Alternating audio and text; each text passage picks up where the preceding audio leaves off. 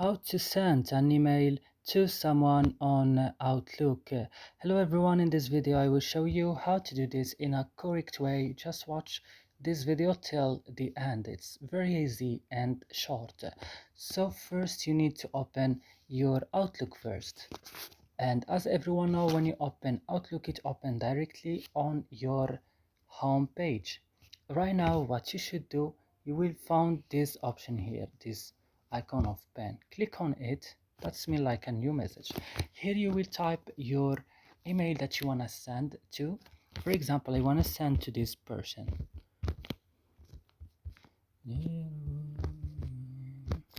Yeah.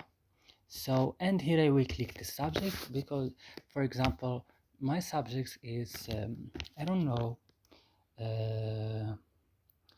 job offer, I don't know. And here I will click and write the message that's why I wanna send. For example, hello or dear.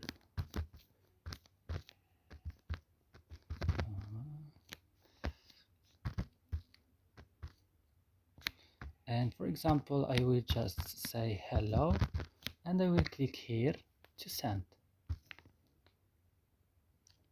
And as you see, it's sent as you see.